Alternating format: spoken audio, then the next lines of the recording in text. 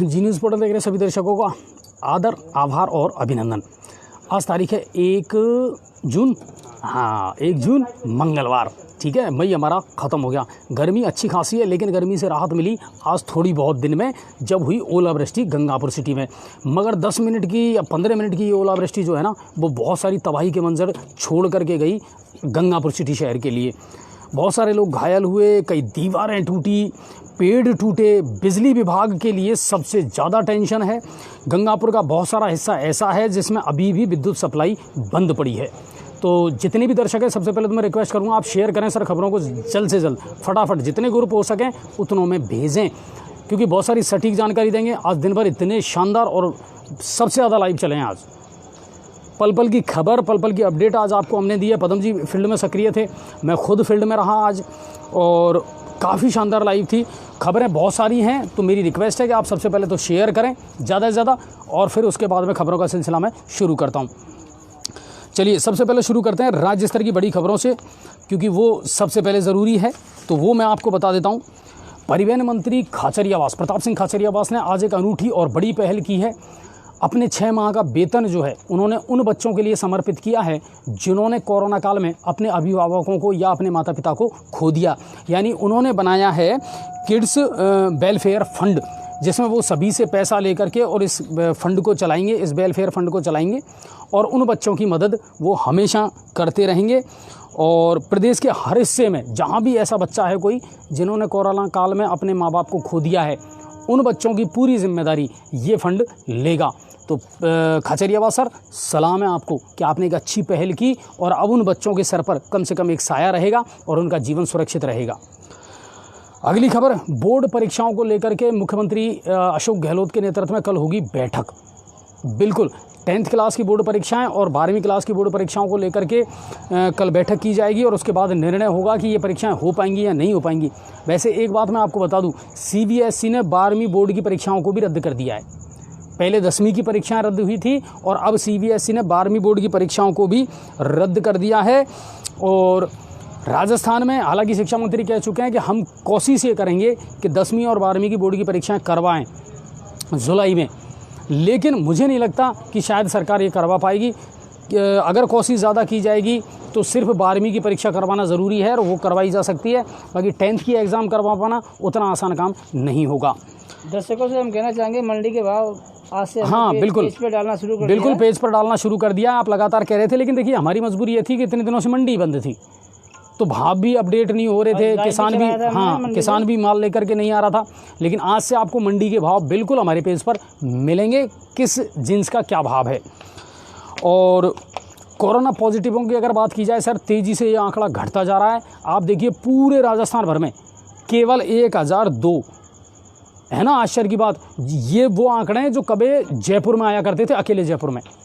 आज पूरे प्रदेश भर में 1002 मामले आए हैं, 6114 ठीक हुए हैं। जयपुर में मात्र 233 केस आए हैं, जो पहले हमारे ज़िलों में आया करते थे, और 65 मौत हुई है। तो कोरोना की जो दूसरी लहर है ना, वो धीरे धीरे ख़त्म होती जा रही है। और वो है ना मिनी अनलॉक, उसको लेकर के भी क्या गाइडलाइन है वो भी मैं आपको आगे बताऊँगा। अब 33 निजी अस्पतालों को भी वैक्सीन लगाने की इजाज़त दे दी गई है। दरअसल उन्होंने आग्रह किया था कि साहब हमको भी परमिशन दी जाए, और चिकित्सा मंत्री रघु शर्मा ने आज ये घोषणा की है और परमिशन दे दी है उनको चिकित्सा विभाग ने।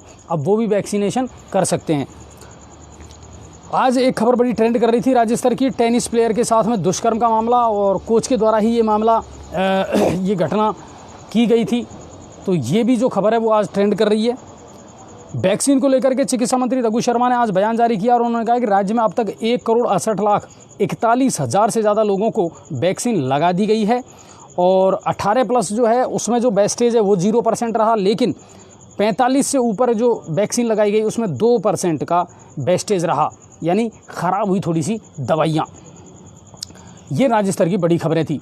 अच्छा, अब मैं आपको बता दूं, पहले ही जितने हमारे दर्शक जुड़ रहे हैं, कि सर प्लीज़ शेयर करते चलिए आप खबरों को, क्योंकि आज खबरें बहुत सारी हैं सर, और आपके जानने और सुनने लायक हैं। भरतपुर चलते हैं, तो डॉक्टर दंपत्ति की हत्या के एक आरोपी को पुलिस ने आज गिरफ्तार कर लिया। ये कहा जाए कि उसने आज सरेंडर कर दिया। ठीक है, महेश गुजर नाम का था ये आरोपी, और उसने आज पुलिस को सरेंडर कर दिया मासलपुर के यहाँ। और दूसरा जो आरोपी है वो अभी भी गायब है। कामा पहाड़ी थाना पुलिस ने आज 11,000 के इनामी बदमाश सलीम मेव को गिरफ्तार कर लिया है। हाईवे लूट की कई वारदातों में शामिल था और अलग अलग थानों में इस पर इनाम घोषित था। पुलिस ने आज इसको दबिश दे करके और नांगल क्रेशर से गिरफ्तार कर लिया है। इसके पास से अवैध देसी कट्टा और हथकढ़ शराब भी बरामद हुई है। डीग सर्किल की खो थाना पुलिस ने कार्रवाई करते हुए 12 गौवंशों को आज गौ तस्करों से मुक्त करवाया और तस्कर हालांकि फरार हो गए। साथ ही आयसर गाड़ी से 20 लीटर हथकढ़ शराब भी पुलिस ने बरामद की है। ये भरतपुर की खबरें हैं। मंत्री भजन लाल जाटव को आज गांव जसपुरा मोरौली में लोगों ने दिखाए काले झंडे और विरोध प्रदर्शन किया। दरअसल ये माना जा रहा है कि ये सचिन पायलट समर्थक हैं और जबकि एक खबर ये भी आई है कि लगातार बहुत सारी समस्याएं ऐसी थी जिनकी ये मांग करते आ रहे थे, समाधान की मांग करते आ रहे थे, लेकिन मंत्री भजन लाल जाटव के द्वारा इनको कोई रेस्पॉन्स नहीं दिया गया और इस विरोध में आज लोगों ने काले झंडे दिखाए और विरोध प्रदर्शन किया।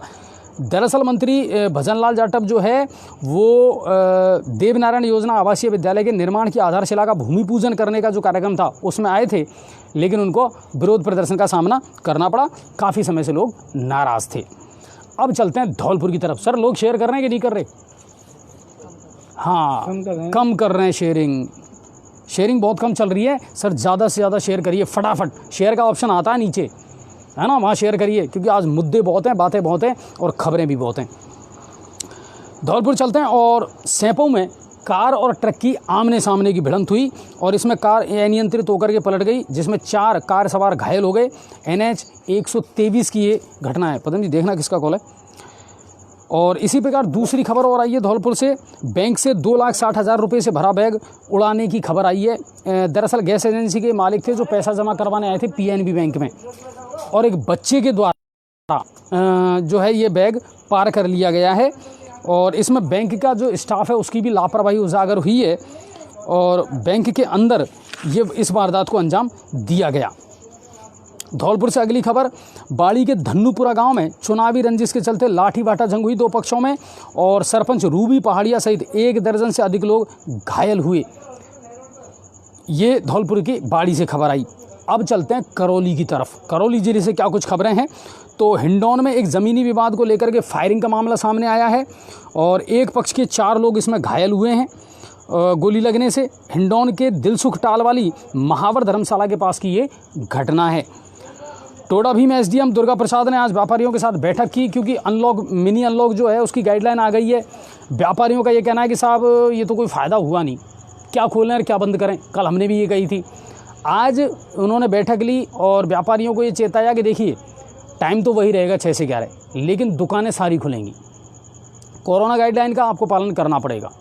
अगर कहीं भी आपने भीड़ इकट्ठी की या मास्क नहीं लगाया या लापरवाही की तो फिर मामला गलत हो सकता है।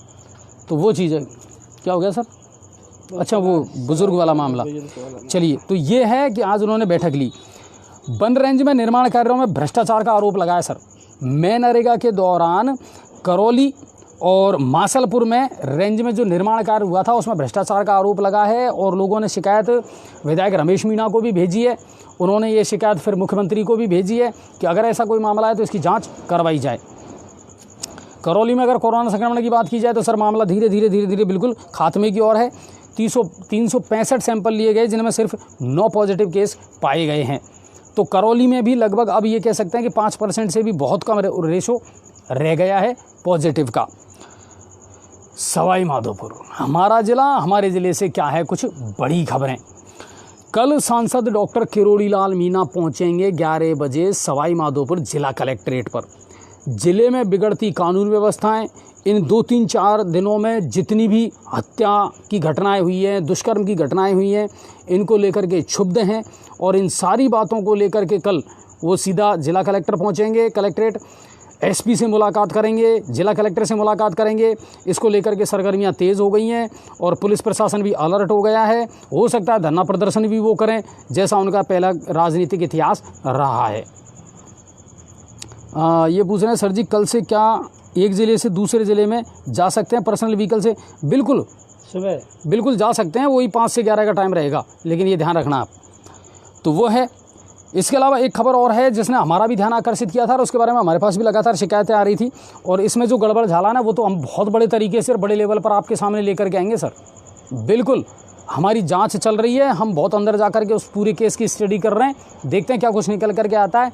लेकिन कुल मिलाकर के ये है, आंगनबाड़ी केंद्रों में इस समय दाल की सप्लाई की जा रही है, चने की दाल की सप्लाई की जा रही है। इतनी घटिया किस्म की वो दाल है साहब कि आप उसका इस्तेमाल करना तो दूर की बात है, देख नहीं सकते।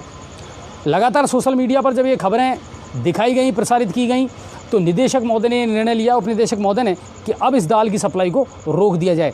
कई जगह से तो हमारे पास ऐसे सैंपल आए जिसमें एक्सपायरी डेट निकल गई, अवधि पार की जो दाल है वो पहुंचाई जा रही है सर, और लोगों की और बच्चों की जान के साथ में खिलवाड़ किया जा रहा है। इसको देखते हुए रोक दिया गया है ये मामला। अब बात करते हैं गंगापुर सिटी की, और गंगापुर सिटी से सबसे पहली बात आती है इस समय जो वर्तमान स्थिति है उसको लेकर के मैं बता दूं, फटाफट शेयर करिए। सबसे पहले तो बहुत बहुत धन्यवाद उन दर्शकों का जिन्होंने आज मैंने जो सुबह लाइव दिखाई थी उसकी बहुत प्रशंसा की सर। उसके बाद मेरे पास इतने फ़ोन आए कि मैं आपको क्या बताऊं, और कहाँ कहाँ से आए। जयपुर से आए, बीकानेर से आए, और बहुत जगह से लोगों ने मुझे फ़ोन किया और उन्होंने कहा कि सर जो आपने ये जो खनन विभाग द्वारा जो टोल नाके बनाए गए हैं और इन पर जो अवैध वसूली का जो ये लाइव दिखाया था, ऐसा लगभग पूरे प्रदेश में चल रहा है। बस्सी के भी लोगों ने मेरे पास में वीडियो और फोटो भेजे हैं, मैं हो सकता है आपको पेज पे डाल दिए हों या डाल देंगे, कि वहाँ भी वही बात है, यहाँ लाल पर्ची दी जा रही थी, वहाँ सफ़ेद पर्ची दी जा रही है, उस पर कोई रेट लिखी नहीं जा रही है। और सर मुझे बहुत ताज्जुब हुआ जब सुबह मैंने वहाँ की लाइव दिखाई, इतना बड़ा भ्रष्टाचार और इतनी बड़ी धूल झोंकी जा रही है, ना सिर्फ सरकार की आंखों में बल्कि लोगों का भी खून चूसा जा रहा है। अच्छा जी, इसमें मैं बताना चाहूँगा, इसमें बहुत तगड़ी मिली भगत का खेल होता है और ये राठौड़ी का खेल होता है, और इसमें प्रशासनिक अधिकारी इन्वॉल्व रहते हैं, और तो के बहुत तगड़ा चौथ वसूली का खेल होता है इसमें। अब मैं आपको एक चीज़ पूछना चाहता हूं दोस्तों, हम कहते हैं बजरी माफिया, खनन माफिया, शराब माफिया, ये लोग माफिया नहीं है साहब। इन लोगों को माफिया बनाया है प्रशासन ने, इन लोगों को माफिया बनाया है सरकार जितनी भी आई और गई है ना, उनकी लीपापोती ने। आप ताज्जुब करेंगे, अगर वहाँ आपने पर्ची नहीं कटवाई तो आगे जाकर के पुलिस वाले आपको रोक लेंगे। पर्चियों पर आप रेट नहीं लिख रहे, कर्मचारी छुपने का प्रयास कर रहे हैं कैमरे के सामने। 3-3 करोड़ 4-4 करोड़ रुपए के आपने जो ठेके लिए हैं, उसके बावजूद भी आप आम लोगों का खून चूस रहे हैं, उन ट्रैक्टर ट्रॉली वालों का साहब जो हर तरीके का टैक्स देते हैं, जो सारी चीज़ों की अदायगी करते हैं, और उसके बावजूद भी आप इसमें गड़बड़ घोटाला कर रहे हैं। वो जो लाइव था वो सबसे खतरनाक, और मैं मानता हूँ शायद मेरे अब तक के पत्रकारिता के जीवन में ये दूसरा ऐसा लाइव था। अच्छा जी, हम दर्शकों से कहना चाहेंगे, कभी कोई भी पत्रकार इस तरह की लाइव चलाता है तो बराबर आपको साथ देना चाहिए, क्योंकि जनता के लिए, जनता के इतने ही पत्रकार अपनी जान जोखिम में डालकर ऐसी लाइव चलाता है। और हमें निवेदन करेंगे दोस्तों, अगर कोई भी पत्रकार हो, चाहे ऐसी अगर अपनी जान की बाजी लगाकर अगर वो लाइव चलाता है तो आम जनता को भी साथ देना चाहिए। अच्छा, इसमें एक बात और है पदम जी, पत्रकार को भी थोड़ा सा गंभीर और बुद्धिजीवी होना ज़रूरी होता है ऐसी जगह पर। बिल्कुल आपको पूरी स्टडी होनी चाहिए, पूरी जानकारी होनी चाहिए, उसके बाद ही आप पहुँचें। ये नहीं कि आप मेरी में वहाँ पहुँच गए, अरे साहब मुझे तो लाइव दिखाना है। नो, आप याद रखिए सर, स्टिंग ऑपरेशन तो बहुत होते हैं, मगर इस तरह की खबरों को लाइव दिखाना ये अपनी जान जोखिम में डालने से कम नहीं होता। और देखिए, हमारा उद्देश्य भी ऐसा नहीं था, हम सिर्फ वहाँ की जो ग्राउंड लेवल की रिपोर्ट थी वो जांच करना चाह रहे थे कि इसमें आखिर चल क्या रहा है। बहुत सारे ट्रैक्टर वाले जो हैं वो हमको लगातार भेज रहे थे कि सर हमारा बिल्कुल यहाँ शोषण किया जा रहा है और हम क्या करें। अच्छा जी, ये पर्चियों पर कोई रेट नहीं है सर, रेट नहीं है तो सीधा सीधा ये और लाइव में लोगों ने राठौड़ी का खेल है। अच्छा, और वही बात मैं आपको बता देता हूँ, 2 विभाग ऐसे हैं, आबकारी विभाग और ये खनन विभाग। मैं बिल्कुल खुल करके इस बात को कह रहा हूँ कि अगर इन विभागों को ख़त्म कर दिया जाए ना, हटा दिया जाए, तो भी कोई फ़र्क नहीं पड़ने वाला, क्योंकि ये तो 2 विभाग ऐसे हैं साहब जिन्होंने बिल्कुल ऐसी चादर ओढ़ रखी है जो 1% काम नहीं करते, 1% काम नहीं करते। शराब की MRP से ज़्यादा रेट बेचना, अवैध शराब का कारोबार खूब फल फूल रहा है, कभी भी दुकान खुल रही है, कभी भी बंद हो रही है। आबकारी विभाग को नज़र नहीं आता ये सब? बिल्कुल नज़र आता है। जी गंगापुर सिटी में तो आज तक किसी आबकारी विभाग के अधिकारी ने कभी कोई कार्रवाई नहीं की। कभी सुना ही नहीं साहब। गंगापुर सिटी के प्रत्येक कोने में आपको रात के 2 बजे भी आप शराब लेना चाहोगे ना, किसी भी कोने पे मिल जाएगी आपको अवैध शराब का कारोबार गंगापुर में खूब फल फूल रहा है। आबकारी विभाग को खूब पता है, मीडिया खूब चिल्ला करके बताता है, मगर ताज्जुब की बात यह है या तो इनके पास में कर्मचारी कम है, या दूसरी बात यह है कि नीचे से ऊपर तक कर्मचारियों की सबकी बंदी हुई है, सबकी सेटिंग है और सब कान बंद करके आंख बंद करके सो रहे हैं। ऐसा ही खेल खनन विभाग में हो रहा है। बजरी बहुत अच्छे तरीके से चल रही थी सर, कहीं कोई परेशानी नहीं थी, और कानूनी अड़चन आते ही रोक लगाने के बाद में एक नया पैदा हो गया साहब, बजरी माफिया। ये माफिया नहीं है साहब, इनको माफिया आपने बनाया है। दरअसल क्या होता है कि टारगेट दिखाने के लिए कुछ तो दिखाना पड़ेगा ना, विभाग बन गया तो जब ये महीने 6 महीने में कभी एक बार कार्रवाई करते हैं तो फिर ये जो लोग हैं ना ये गुर्राते हैं, ये आंख दिखाते हैं कि सॉरी सर, आपका महीने का जो हफ्ता है, जो पहुंचना चाहिए बंदी वो पहुंच रही है, फिर आप क्यों कार्रवाई कर रहे हैं। विभाग का कहना यह है, अरे वाह हम विभाग हैं, हमें तो कार्रवाई करनी है, करो। अगर ये रेगुलर आप करते जाओगे ना और आप ये जो खेल बंद कर दोगे रिश्वत का, तो मैं ये कह रहा हूँ ये भ्रष्टाचार बंद हो जाएगा। भ्रष्टाचार की जड़ें इतनी मजबूत हो गई हैं सर इस देश में, आप कल्पना नहीं कर सकते कि क्या हम भ्रष्टाचार को मिटा सकते हैं, नहीं मिटा सकते। ये जो बजरी 2,500 रुपये की आ रही है ना, 12,000 रुपये की आ रही है नहीं बिल्कुल। और सबसे बड़ी बात यह है, ये अब बजरी खनन का मामला हो, खनन का मामला हो, शराब का मामला हो, शराब का, अवैध शराब का, सारा खेल मिली भगत से चल रहा है सर, पूरा मिली भगत से चल रहा है। और अधिकारी बिल्कुल शून्य हैं इस मामले में, बिल्कुल पूरी तरीके से लीपापोती हो रही है। आज आपने देखा सर, कर्मचारी खुद ये स्वीकार नहीं कर रहा कि मैं कर्मचारी हूँ। बताओ आप, कितनी शर्मिंदगी वाली बात है। मैं उसको लाल पर्ची दिखा रहा हूँ मगर वो ये स्वीकार नहीं कर, जबकि सामने वाला ये कह रहा है हाँ तूने काटी है, और वो ये कह रहा मैंने तो काटी नहीं है, यहाँ तो पर्चियाँ ही नहीं कटती हैं, मैं कोई कर्मचारी नहीं हूँ, मैं कोई कर्मचारी नहीं हूँ। वो स्वीकार नहीं कर रहा है इस बात को। इससे बड़ी शर्मिंदगी की बात क्या होगी कि भ्रष्टाचार कितनी गहरी जड़ों तक पहुँच चुका है हिंदुस्तान में। और हम कहते हैं हमें भ्रष्टाचार मुक्त भारत, हर सरकार कहती है, हर सरकार के चुनावी एजेंडे में होता है सबसे पहले हमारा काम होगा भ्रष्टाचार मुक्त भारत बनाना। क्या खाक भ्रष्टाचार मुक्त भारत बनाओगे आप? जितने विभाग है ना, इनमें कहीं ना कहीं पॉलिटिकल पार्टियां भी शामिल हैं, इनमें कहीं ना कहीं मंत्री भी शामिल हैं। हर चीज़ का विभाग है, हर चीज़ का मंत्रालय, लेकिन उसके बावजूद भी कोई कार्रवाई नहीं है, शून्य कार्रवाइयाँ होती है सर। अजय जी मैं बताना चाहूँगा, सीधी चुनावों में जब लाखों करोड़ों रुपए लगाते हैं तो बाप दादे का नाम निकालने के लिए थोड़ी निकालते हैं, ये लगाते हैं तो कचू तो हेरा फेरी करेंगे ही करेंगे वो। बिल्कुल नीचे से ऊपर तक सर सारी सेटिंग रहती है, और ये हमको आज कहना पड़ रहा है, मजबूरी में कहना पड़ रहा है सर, क्योंकि और कोई विकल्प ही नहीं है हमारे पास में। कहें तो क्या कहें और किसकी कहें बताइए आप? क्या मंत्रियों को पता नहीं है? आप ताज्जुब करोगे, आज मेरे पास, मैं नाम नहीं लूँगा, लेकिन 2 जनप्रतिनिधियों के मेरे पास फ़ोन आए हैं कि अजय जी आज की लाइव बहुत अच्छी थी, हमें आप वीडियो भेजिए, हम इस पर कार्रवाई करेंगे अगर इस तरह के मामले चल रहे हैं। मैं तो ये कहता हूँ सर, अगर ऐसे जनप्रतिनिधि और सक्रिय हो जाएं तो मज़ा आ जाए। लेकिन वही बात है कि तू भी खा मैं भी खा रहा हूँ, तू मेरी मत कह मैं तेरी नहीं कह रहा, दैट्स ऑल। और जो चल रहा है वो चलने दो। आम आदमी पिस रहा है इसमें, आम आदमी पिस रहा है सर इसमें। फिर उंगलियाँ धमकियाँ सब मीडिया को मिलती हैं, ये कंडीशन हो रही है। और अगर मैं वही बात कह रहा हूँ सर, मीडिया बिल्कुल आपकी आवाज़ उठाएगा, लेकिन वही बात आती है सर, हमें आपकी सपोर्ट चाहिए। बिना आपकी ताकत के हम फिर अकेले हैं। हमारे भी बीवी बच्चे हैं सर, हमारा भी परिवार है, हमें उनको भी पालना है। हमारे भी बाप दादा ये कह करके नहीं गए कि बेटा ऐसा लाइव चलाना तू। लेकिन कुल मिला करके ये है सर कि जनता की आवाज़ उठाना मीडिया का बिल्कुल प्रमुख काम है, और निष्पक्षता के साथ और निडरता के साथ उठाना चाहिए, बिल्कुल उठाना चाहिए। गलत गलत है। मैं हर बार एक कहता हूँ, झूठ को प्रमाण पत्र की आवश्यकता होती है, सच को किसी स्पष्टीकरण की आवश्यकता नहीं। अजय जी शायद इसीलिए जी न्यूज़ पोर्टल हमेशा लाइव में विश्वास रखता है। नहीं बिल्कुल, इसीलिए हम रिकॉर्डेड वीडियो नहीं चलाते हैं, बिल्कुल नहीं चलाते हैं। जबकि कई बार प्रशासन, कई बार जनप्रतिनिधि हमको रोकने की भी कोशिश करता है, आप लाइव नहीं चलाओगे, आप ये नहीं दिखाओगे, आप वो नहीं दिखाओगे। क्यों नहीं दिखाएं हम? आप अच्छा कर रहे हो तो दिख रहा है, बुरा कर रहे हो तो भी तो दिख रहा है ना। आप कहिए ना उस चीज़ को स्पष्ट रूप से, हमें कहाँ दिक्कत है। मगर नहीं, सिर्फ अच्छाई उजागर करो, हमारी बुराइयां, हमारी कमियां कभी मत दिखाओ। और ये हमसे नहीं होता साहब। जब अच्छाइयों के लिए हम आपको बधाई देते हैं ना, तो आपकी कमियां भी आपको सुननी पड़ेंगी। निंदक नहीं रे राख दिए आंगन कुटी छवाए, बुराई करने वाले को अपने करीब रखिए ताकि आपकी बुराइयां दूर हो सकें। भ्रष्टाचार की जड़ें इतनी गहरी हो गई सर इस देश में कि इसको ख़त्म करना इतना आसान नहीं होगा। जनता को जागरूक होना पड़ेगा, जनता को सामने आना पड़ेगा, जनता को आवाज़ उठानी पड़ेगी। आज मैंने वहाँ जब था तो मैंने सारे ट्रॉली वालों से कहा कि निकल जाओ अब यहाँ से।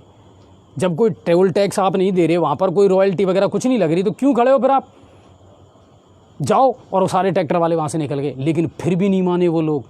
मोटरसाइकिल से उनका पीछा किया है और आगे जा कर के रोक करके और फिर उनकी पर्ची बनाई है। मैंने पीछा किया है और जैसे ही मैं वहाँ पहुँचा मुझे देख करके वो लोग फिर आगे निकल गए। अब ये तो हो नहीं सकता कि मैं हमेशा उन्हीं के पीछे लगा रहूँ या सिर्फ एक ही खबर है जिसको मैं बताता रहूँ। लेकिन जनता को जागरूक होना पड़ेगा, जनता को समझना पड़ेगा, गलत का विरोध करना पड़ेगा सर। ये नहीं क्योंकि जनता की भी आदत गंदी है, 2 पैसा को फ़ायदा हो रहा है तो मैं भी चुप हो गया। ऐसे नहीं, स्वयं के बारे में ना सोचें, सार्वजनिक हित में सोचें आप, सर्वजन हिताय सोचें आप। मैं कह रहा हूँ फिज़ा बदलेगी ज़रूर, दुनिया बदलेगी, मगर इतना आसान भी नहीं है साहब। भ्रष्टाचार की जड़ें इतनी गहरी हो चुकी हैं इस देश में। भ्रष्टाचार बढ़ाता कौन है? आप और हम ही तो बढ़ाते हैं भ्रष्टाचार। जनता बढ़ा रही है, प्रशासन बढ़ा रहा है, खुद का काम निकालना है, खुद का काम निकालने के लिए बिल्कुल ये हो रहा है सर इस देश में। हम लोग मेहनत करते हैं, हमारे पास पैसे का ऑफर आते हैं, लेकिन और आप क्या समझते हो हमारे पास ऑफर नहीं आते खरीदने के लिए? खूब आते हैं, लोग खरीदना चाहते हैं, मगर ज़मीर भी तो गवाही देना साहब। अब जिंदा हैं, मर जाएगा जिस दिन ये आत्मा मर जाएगी उस दिन शायद बिक जाए, मगर अभी तो ज़मीर ज़िंदा है, अभी तो आत्मा ज़िंदा है। तो मेरा यही है, आज की जो लाइव मैंने दिखाई, मेरा उद्देश्य सिर्फ इतना था कि जो जड़ों में बैठा हुआ भ्रष्टाचार है ना, उसको ये अधिकारी देखें। और आपको एक चीज़ और बता दूं, करौली में जो ME बैठते हैं, माइंस इंजीनियर, मैंने भी इनको ये सारी फुटेज भेज दी और 3 दिन पहले मैंने उनको फ़ोन करके कह दिया था कि सर वहाँ इतना बड़ा गड़बड़ झाला चल रहा है। उन्होंने स्वीकार ही नहीं किया। नहीं अजय जी मैं मानता ही नहीं हूँ, कौन सी लाल पर्ची, आज तक कोई लाल पर्ची नहीं चलती है। फिर मैंने उनको व्हाट्सएप पर भेजी है, ये लाल पर्चियाँ हैं साहब जो वहाँ चलती हैं। और आज का जो लाइव वीडियो था वो भी मैंने उनको भेज दिया और मुझे नहीं पता कि वो कार्रवाई होगी या नहीं होगी, क्योंकि मैंने अपना काम पूरा किया है सर। आगे काम करना वो प्रशासन की जिम्मेदारी है, तो उसके लिए सभी का धन्यवाद। अब बात करते हैं दूसरी और सबसे अहम बात, और अहम बात ये है पत्रकार साहब, हम लोग सलेमपुर में धरने पर बैठे हैं, इसमें राजनीतिक लोग शामिल नहीं हैं, माइंस विभाग शामिल है शायद। अशफाक भाई बिल्कुल 2-3 दिन हो गए, वो भी इसी बात को लेकर के बैठे हैं धरने पर सलेमपुर में भी। और अच्छी बात है अगर इसमें कोई राजनीतिक लोग शामिल नहीं है तो, और इसमें माइंस विभाग शामिल है तो मैं आपकी बात को थोड़ा स्पष्ट से नहीं समझ पाया हूँ। लेकिन कुल मिलाकर के देखिए, मैं ये नहीं कहता कि जिन्होंने उस माइंस को या उस ठेके को लिया है वो गलत हैं। अगले ने पैसा लगा करके लीगल तरीके से उसको ठेका लिया है, रॉयल्टी के लिए टोल नाका वहाँ लगाया है, अच्छी बात है।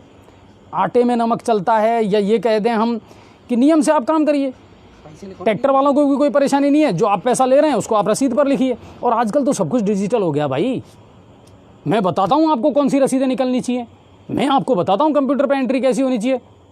जो कर्मचारी था कितना बेशर्म था, जो मैं कह रहा था कि साहब हम तो रोजाना की एंट्री करके और भेज देते हैं विभाग को। वाह बड़ा शानदार विभाग है तेरा, और तू इतना ही बड़ा कर्मठ व्यक्ति है कि रोज की एंट्री करके और भेज देता है।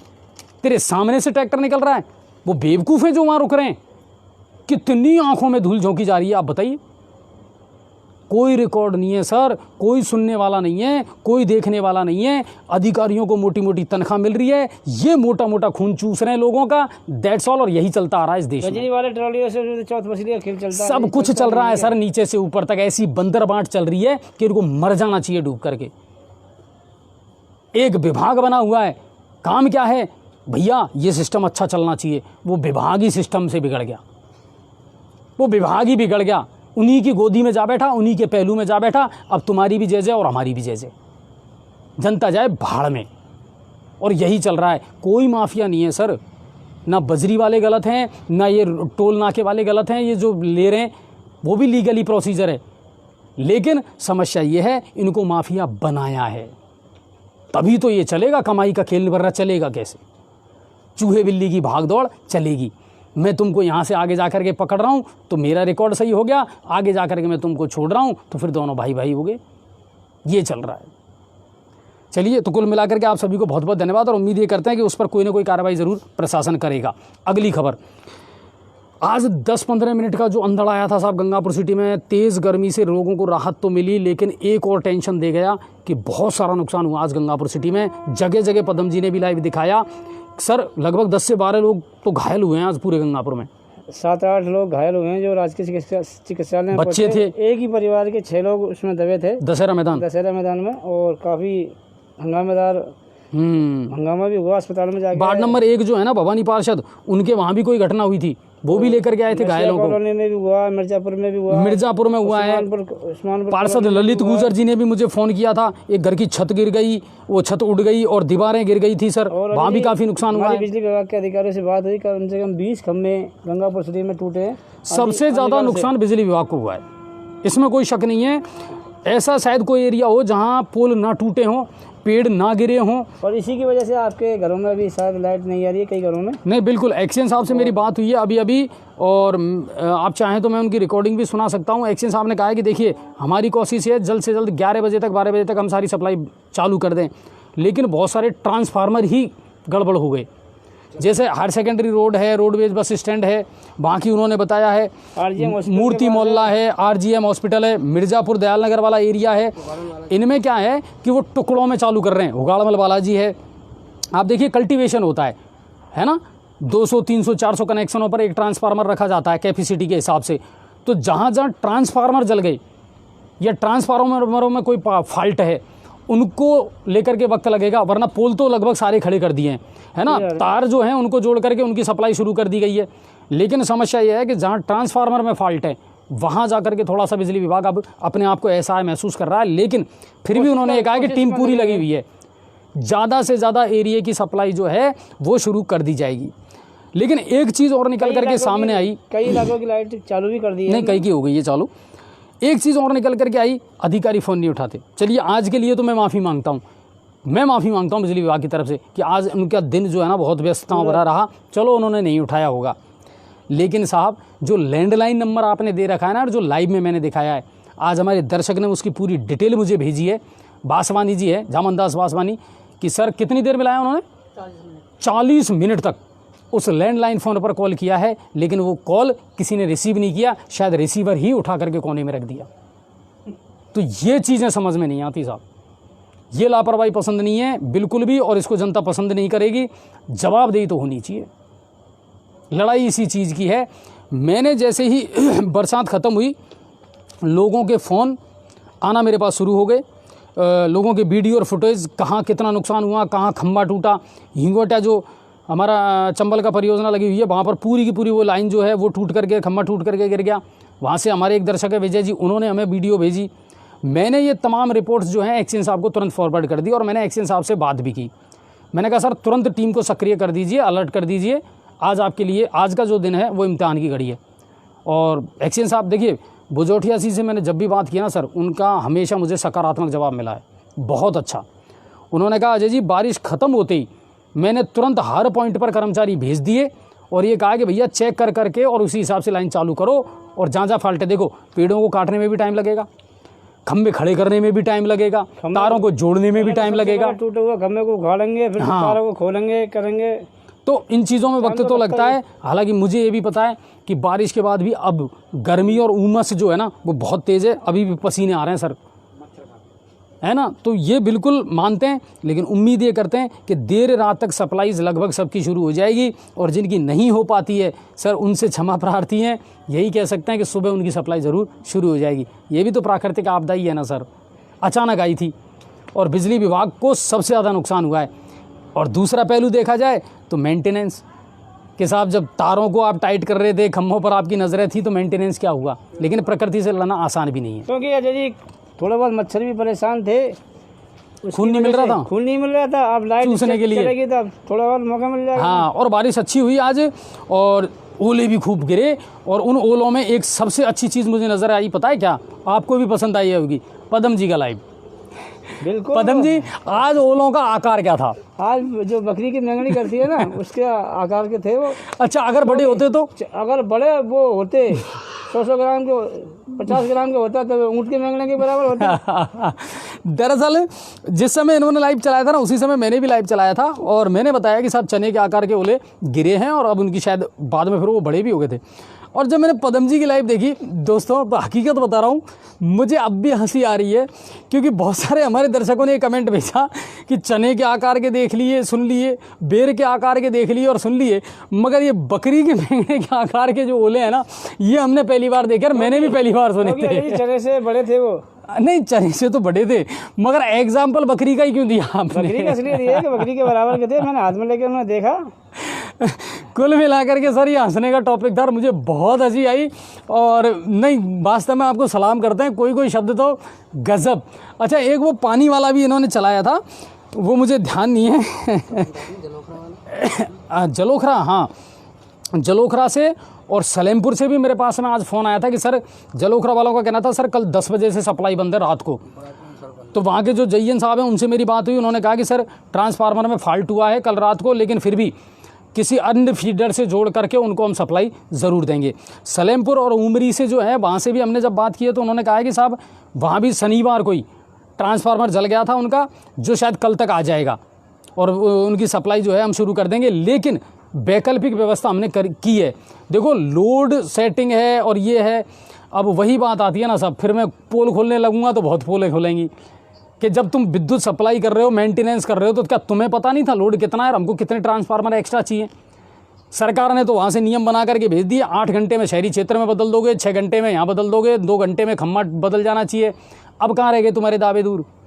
कहाँ गए वो दावे? तुम्हारा स्टाफ कहाँ है? तुम्हारे कर्मचारी, अब तो प्राइवेट भी है, FRT गाड़ी भी तुम्हारे पास है। FRT वाले खुद अपना रोजना रो रहे हैं बेचारे। वो यूँ कहते हैं भाई साहब जो हमारे करने का काम है ना, उससे ज़्यादा काम हमसे ये करवाते हैं। 11 kV का काम करना हमारी जिम्मेदारी नहीं है। सबसे बड़ी बात तो गंगापुर सिटी में एक ही गाड़ी है और क्षेत्र बहुत बड़ा है। हाँ, ये हमने पहले भी मांग की थी शायद पदम जी विधायक महोदय से कि साहब यहाँ पर FRT गाड़ी एक है, जबकि 25,000 26,000 से ज़्यादा कनेक्शन है, जबकि सवाई माधोपुर में 28,000 है के समथिंग कनेक्शन है, जब वहाँ 2 FRT गाड़ी हैं। और गंगापुर सिटी में 25,000 26,000 कनेक्शन है, उसके बावजूद भी एक FRT गाड़ी है। विधायक साहब से भी हमने रिक्वेस्ट की थी और उन्होंने हमसे कहा था कि बिल्कुल मैं एक गाड़ी और बढ़ाने का प्रयास करूंगा, तो वो वादे भी हवा हवा हो गए। कुल मिलाकर के ये देखो, कोई भी चीज़ अगर आप सिस्टम से करोगे तो सब कुछ अच्छा होगा सर, बिना सिस्टम तो कुछ भी अच्छा नहीं होगा। लाइन मेंटेनेंस की आप बात करते हो, जब आपके पास कर्मचारी है, सब कुछ है, आपने फीडर पर एक एक इंचार्ज दे रखे हैं, उस इंचार्ज की जिम्मेदारी है। मेरे यहाँ कहाँ इंसुलेटर नहीं है, कहाँ पर पोलों की स्थिति क्या है, तार ढीले हैं या टाइट हैं, आप देखते रहिए, मॉनिटरिंग करते रहिए। रोज़ रोज़ करने के काम नहीं होते हैं ये काम चलते रहने चाहिए कंटिन्यू, तो आपकी नज़र में रहेंगे और सब कुछ बढ़िया रहेगा। अचानक जब विपदा आती है ना, तब भागते हैं। अब हमारे पास ट्रांसफार्मर भी नहीं है, इंसुलेटर भी नहीं है, केबल भी नहीं है, तो फिर क्या कर रहे थे आप इतने टाइम से?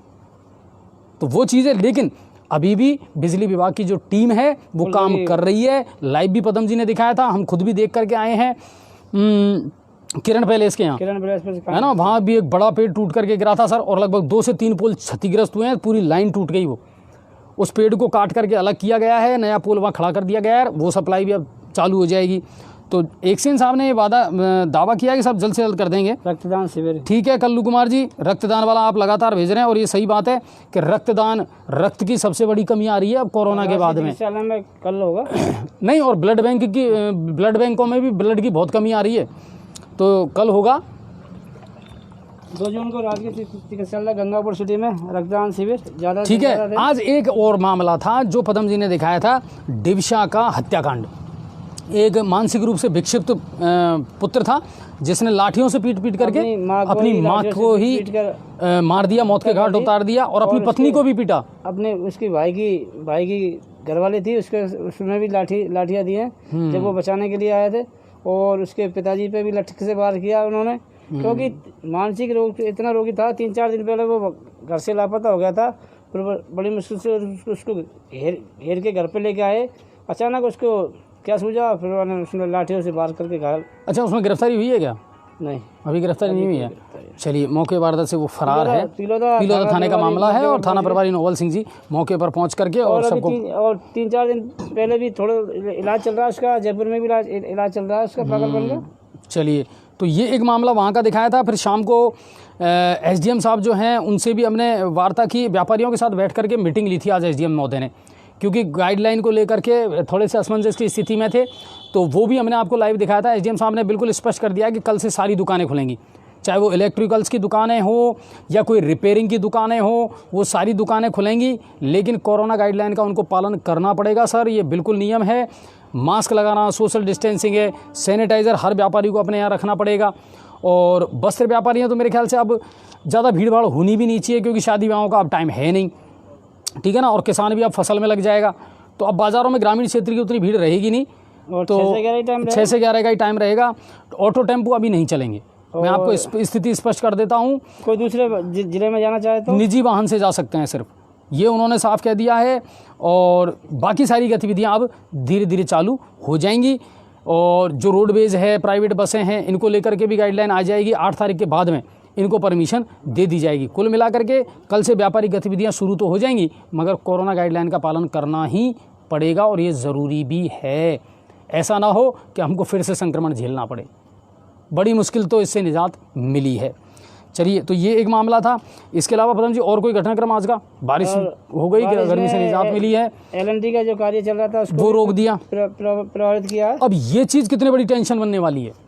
ये अजय जी बहुत ही काफ़ी घातक होने वाली है, घातक होगी, और काफ़ी इसमें एक्सीडेंट होंगे। और ये जो गड्ढे हैं पेच वर्क, जो घटिया किस्म का पेच वर्क भी किया गया है इसमें, और वो उसका शिकार भी होंगे इसमें। अच्छा, एक बात मैं आपको बता दूं, ये जो अभी आप देख रहे हैं ना प्राकृतिक आपदा, सडनली मौसम का बदल जाना, कल भी हमने आपको बताया था कि मौसम विभाग ने बताया कि पश्चिमी विक्षोभ के चलते ये थोड़ा सा देखने को मिल सकता है 2-3 दिन। 2 तारीख को और 3 तारीख तक के लिए मौसम विभाग ने अलर्ट जारी किया है, लेकिन उसके बाद अच्छी खासी गर्मी पड़ेगी। अभी तो पूरा जून है, क्योंकि मानसून जो है वो दस्तक अभी दे नहीं रहा है। हमारे यहाँ जो है अलग अलग मौसम विभाग गाइड बता रहा है कि साहब 2 जुलाई तक राजस्थान में मानसून प्रवेश करेगा, तो तब तक तो गर्मी का सामना करना पड़ेगा। लेकिन कुल मिलाकर के ये ज़रूर कह सकते हैं हम कि अगर कोई पर्यावरणीय परिवर्तन होता है तो उसका इफेक्ट तो पड़ेगा। आंधी और बारिश, इसका सामना तो कभी भी करना पड़ सकता है। तो इन कामों को जल्द से जल्द निपटाना पड़ेगा पदम जी। बिल्कुल, अगर समय रहते ये नहीं हुए ना, 10 मिनट के ये अंधकार ने, आंधी हालत खराब कर दी, शहर की पूरे की हालत खराब कर दी। और एक शहर की व्यवस्था हुआ प्रश्न चिन्ह लगाया। बिल्कुल, घायल अस्पताल में पहुंचे थे तो वहाँ भी लोगों ने रोज जताया व्यवस्था के प्रति। नहीं, लेकिन इस समय तो हॉस्पिटल में अच्छी व्यवस्था है। नहीं अजय जी थी, लेकिन वो 3 बजे की बात की घटना थी ना, तो उसमें डॉक्टर लोग चले जाते हैं। और मौसम भी खराब था, लाइट वाइट की व्यवस्था गड़बड़ा गई थी। तो एक चीज़ का, एक समस्या का देखो असर कई जगहों पर पड़ता है सर, कई चीज़ों पर पड़ता है। लेकिन कुल मिलाकर के आज का दिन जो है वो मिला जुला रहा, और बहुत सारी खबरें थी, बहुत सारी लाइव आपको दिखाई गई। और उम्मीद ये करते हैं कि आने वाला समय ठीक रहेगा, आप लोग घर पे रहें, सुरक्षित रहें। इसके अलावा और कोई बड़ी खबर नहीं थी। ग्रामीण क्षेत्र से राजेंद्र जी जो हैं वो लगातार खबरें आपको दिखाते आ रहे हैं, और आसपास से और कोई खबर ऐसी आई नहीं है मेरे ख्याल से। इसमें गणमल बालाजी से सभी जगह से लाइट की समस्या आ रही है, वो थोड़ी बहुत टाइम झेलना पड़ेगा। एक विजेंद्र जी है, वो धन्यवाद दे रहे हैं, कुछ चंबल को लेके कोई काम था घोटिया का, तो आपको प्रशासन को दोनों को। हाँ, विजेंद्र जी ने वीडियो भेजा था मेरे पास में, और चंबल परियोजना के यहाँ क्या है, एक पोल टूट करके गिर गया था, और उन्होंने मुझे भेजा कि साहब मुझे नहीं पता कि यहाँ करंट सप्लाई है कि बंद है, तो क्या करूँ, लोग जा रहे हैं आ रहे हैं, मुख्य रास्ता है। तो मैंने विजेंद्र जी को बोला, विजेंद्र जी आप खड़े रहें और लोगों को सचेत करते रहें ताकि कोई इसकी जद में नहीं आए। फिर मैंने तुरंत एक्सीएन साहब को फ़ोन किया, एक्सीएन साहब ने तुरंत जेईएन साहब को फ़ोन करके और फिर उस समस्या का समाधान करवा दिया। लेकिन उसमें सबसे ज़्यादा योगदान विजेंद्र जी आपका ही रहा। हमने तो अपना काम है वो किया, और आपने भी एक अच्छे नागरिक होने का सबूत दिया। लोग अगर साथ देते हैं तो देखिए विभाग भी कई बार अच्छे काम करता है।